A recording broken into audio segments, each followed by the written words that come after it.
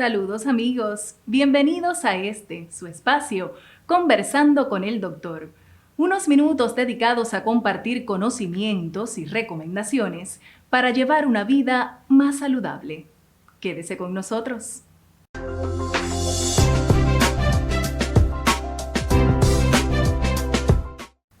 Hoy, tras casi 4 años de ausencia, retomamos este valioso espacio de nuestra programación que gozó de la preferencia de la familia puertopadrense durante años. Para comenzar esta nueva temporada, vamos a tratar uno de los problemas de salud más diagnosticado en la actualidad.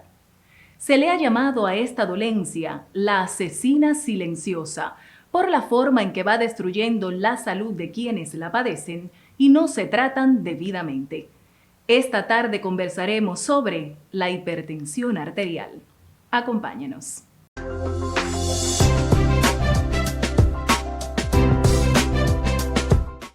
Como invitado tenemos con nosotros al doctor José Rafael Ruiz Abrán, especialista y profesor de medicina interna del Policlínico Universitario Romárico Oro de nuestra ciudad, a quien ya doy la más cordial bienvenida. Buenas tardes, profesor. Muy buenas tardes, Mariusca, y un placer volver a estar con usted. El placer es todo nuestro.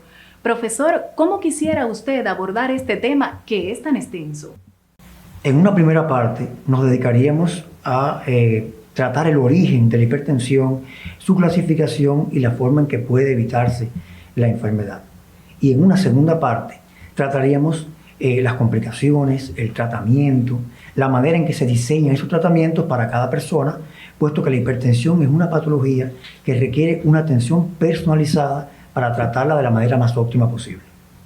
Me parece una excelente idea y así no se nos quedan cosas interesantes por aprender.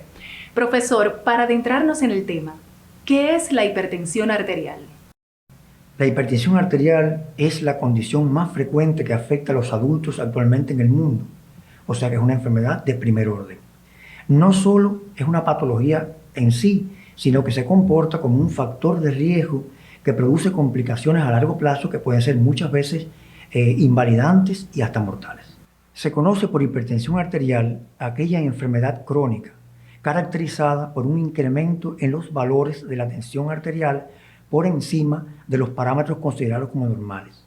Esta enfermedad es capaz de dañar a órganos importantes si no es tratada adecuadamente por el médico y si el paciente no cumple el tratamiento. ¿Y cuáles son esos valores límites de tensión arterial para considerar a una persona como hipertensa? Después de muchos estudios en diversas partes del mundo a través de los años, se ha llegado al consenso que todo individuo que rebase los 139 milímetros de mercurio de tensión máxima y los 89 milímetros de mercurio de tensión mínima se considera hipertenso si estas cifras se repiten 3 o más veces. Doctor, siempre escuchamos hablar en esos términos, pero ¿qué significa presión máxima y mínima? La tensión arterial máxima es la que se produce cuando la sangre se encuentra dentro de las arterias en el momento en que el corazón se contrae para impulsar la sangre a todo el cuerpo. Eso se llama sístole. Por eso también se le llama tensión máxima o sistólica.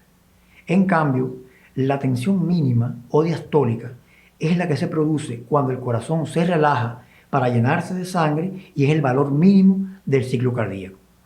Para tomar la presión correctamente, Lariusca, es necesario cumplir ciertas condiciones. La medición debe hacerse en un lugar tranquilo. El paciente debe estar en reposo en los últimos 30 minutos. No puede haber fumado o tomado café o ningún tipo de estimulante. Debe estar sentado sin hablar. O sea, a veces vemos que el médico le pregunta al paciente durante la toma de la presión y realmente debe estar en silencio en la posición sentado para tener una buena medida de este parámetro. Eso es importante porque los errores que se cometen en este simple acto pueden conducir a falsos diagnósticos o a obviarse una condición que es importante tenerla presente. Es necesario también saber que del diagnóstico temprano y del diagnóstico correcto de la presión dependen muchas cosas.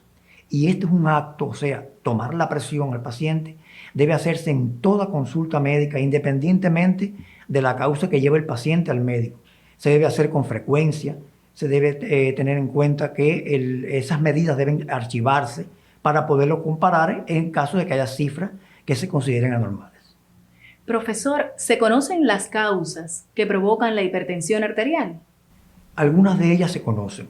En realidad son pocas las causas que pueden determinarse como origen de la hipertensión, pero sí se sabe de algunas situaciones y algunas características del paciente que influyen en esta enfermedad. Por ejemplo, las edades avanzadas de la vida, o sea, por encima de los 50, 60 años, ya es más frecuente la enfermedad.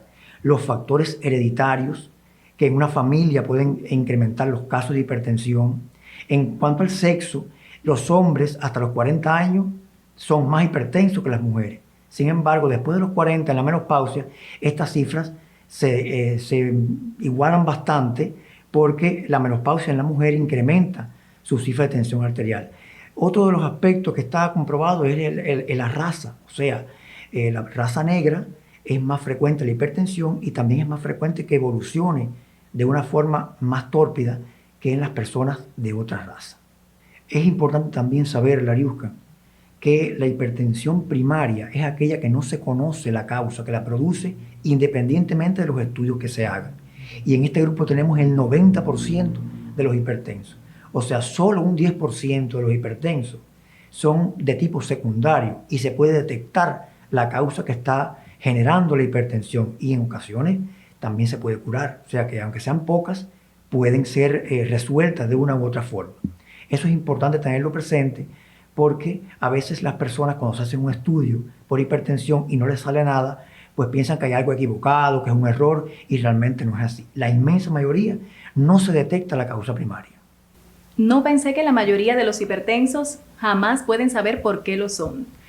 ¿Esta realidad de alguna manera les resta valor al estudio y clasificación de la hipertensión arterial? De ninguna manera, Lariusca. Cuando se detecta una persona hipertensa, Lariusca, son necesarias dos cosas. La primera, estudiarla a fondo para ver si existe alguna causa secundaria que esté generando la hipertensión, que ya habíamos visto que son las menos.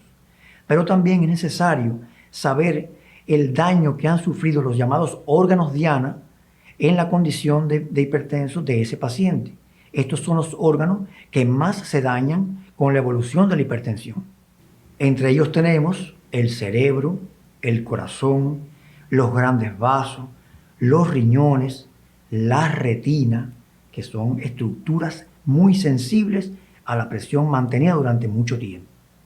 En caso de que no se detecte con este estudio encontrar la causa que justifique la hipertensión, pues simplemente se trata de un paciente con una hipertensión arterial primaria o esencial, que son el 90% de los casos, y entonces el médico diseña el tratamiento para mantener la cifra dentro de lo normal. Doctor, para terminar por hoy, ¿puede evitarse la hipertensión? Bueno, no siempre es posible. Sin embargo, hay acciones que podemos realizar sobre el estilo de vida del paciente que retardan muchísimo la aparición de la enfermedad y en algunos casos evitan que ésta aparezca. Y eso es bastante, tratándose la hipertensión de una enfermedad crónica. O sea que son acciones positivas que podemos realizar. Doctor, ha sido un verdadero placer tenerlo nuevamente con nosotros. El gusto es mío. A ustedes, amigos de siempre, les invito a un nuevo encuentro para juntos compartir interesantes temas médicos y de salud. Aquí, conversando con el doctor. Hasta la próxima.